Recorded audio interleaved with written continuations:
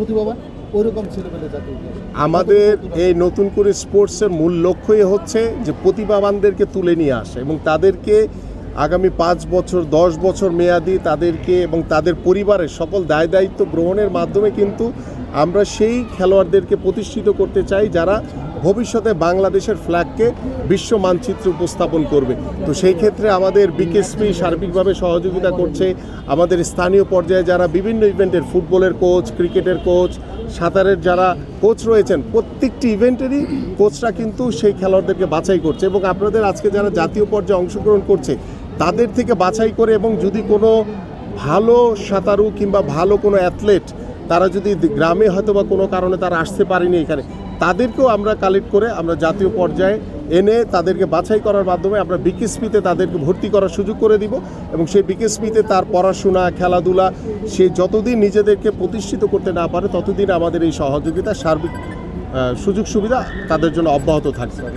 যে কোনো ভালো উদ্যোগের মধ্যেই আমরা দেখি যে স্বজনপ্রীতির একটা বিষয় থাকে এবং মানে এই বিষয়গুলো বা যে কোনো আপনারা পর্যবেক্ষণ করার জন্য আপনাদের কোনো তদন্ত কমিটি বা আপনারা তদন্ত করার কোনো ব্যবস্থা? আমাদের ইতিমধ্যে আমাদের যুব ক্রীড়া মন্ত্রণালয়, আমাদের ক্রীড়া পরিদপ্তর থেকে আমাদের কমিটি না শুধু আমাদের একটি নির্দেশিকাও তৈরি করা হয়েছে এবং সেই নির্দেশিকার ভিতরে সার্বিকভাবে সব কিছু দেওয়া আছে এখানে যে আমরা ইউনিয়ন পর্যায় থেকে, আমাদের উপজেলা পর্যায় থেকে, আমরা জেলা পর্যায় থেকে, বিভাগ থেকে জাতীয় পর্যায়ে কিভাবে অংশগ্রহণ করবে এবং কিভাবে খেলোয়াড় বাছাই করা হবে এবং কিভাবে আমরা প্রতিভাবান খেলোয়াড়দেরকে বাছাই করব, টোটাল বিষয়গুলো এই নির্দেশিকার ভিতরে রয়েছে।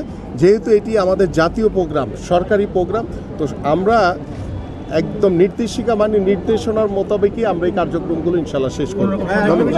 কোনো প্রকার স্বজনপ্রীতি হওয়ার কোনো সুযোগ নাই।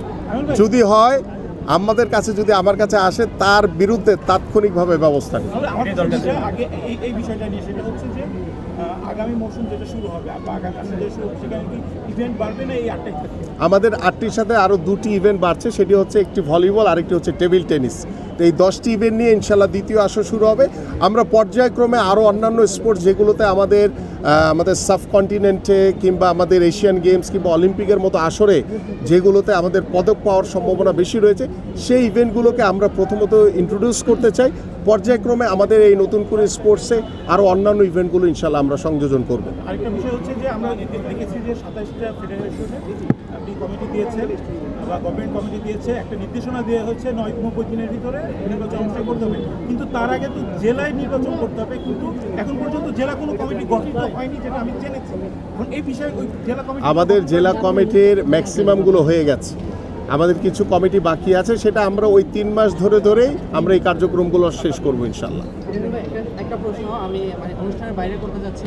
সেপ্টেম্বরে বাংলাদেশে ভারত দল আসার কথা রয়েছে, সিরিজ খেলতে দুটো। তো এই সিরিজের একটা ইস্যু আছে যে এটাকে দুই দেশের গভর্নমেন্টের একটা নেগোসিয়েশনের ব্যাপার আছে, কারণ দুই দল আসার আগে গভর্নমেন্টের থেকে একটা চূড়ান্ত সিদ্ধান্ত আসবে। তো আপনারা কি তাদের সাথে নেগোসিয়েশনের ব্যাপারে কোনো কিছু আলোচনা হয়েছে বা চিন্তা করেছেন? দেখেন, বর্তমান সরকার স্পোর্টস ডিপ্লোমেসিকে সর্বোচ্চ গুরুত্ব দিচ্ছে।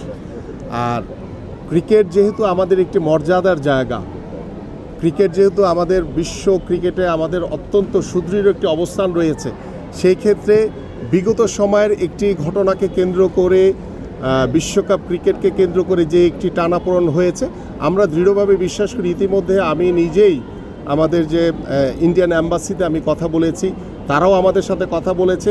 তারা সবাই ওয়েট করছে যে সেপ্টেম্বরে ভারত বাংলাদেশে আসবে, আসার পরে বিগত সময় যে ছোট্ট একটি যে ঘটনাকে কেন্দ্র করে যেই একটি টানাপোড়েন হয়েছিল, আমি মনে করি সেটাকে কাটিয়ে উঠে ইনশাল্লাহ আমরা সুন্দরভাবে পার্শ্ববর্তী সকল দেশের সাথেই আমাদের যে স্পোর্টস ডিপ্লোমেসি, আমাদের যে যোগাযোগ চলাচল সব কিছুই খুব স্বাভাবিকভাবেই সেটা চলমান থাকবে ইনশাল্লাহ। ভাই, আমার একটা শেষ প্রশ্ন, সেটি হচ্ছে সাঁতার নিয়ে যেহেতু অনুষ্ঠানটা হলো, তো বাংলাদেশে আসলে সুইমিং পুল আছে মানে মোটামুটি হচ্ছে এনএসির অধীনে 24টা, তার মধ্যে মোটা থেকে 2টা এইরকম আছে যে সচল আছে, বাকিগুলো কিন্তু সচল নেই। যে সাঁতারুগুলো উঠে আসছে, আমি ম্যাক্সিমাম সবার সাথে মানে কথা বলেছি, তারা বিভিন্ন পুকুর বা বিভিন্নভাবে যেভাবে করে চলে আসছে। তো এই সুইমিং পুলগুলো নিয়ে কোনো উদ্যোগ আছে কিনা বা সচল করা? আমরা ইতিমধ্যে সিদ্ধান্ত নিয়েছি, আমাদের মাননীয় প্রধানমন্ত্রী ইতিমধ্যে আমাকে নির্দেশনা দিয়েছেন যে আমাদের যে 22টি জেলায় আমাদের সুইমিং পুল রয়েছে, তাও আমি বলবো যে আপ টু দ্য মার্ক না, জরাজীর্ণ অবস্থায় রয়েছে, সেগুলোকে সচল করা। পাশাপাশি আমাদের 64টি জেলায় আমরা সুইমিং পুল নির্মাণ করার ইতিমধ্যে একটি প্রকল্প গ্রহণ করেছি।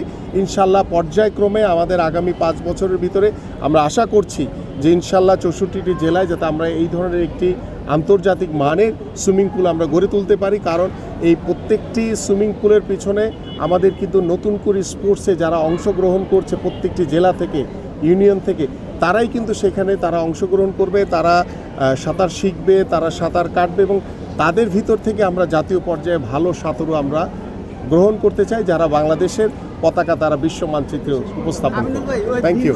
যাবত এই যে স্কোরবোর্ডটা আছে এটা অলরেডি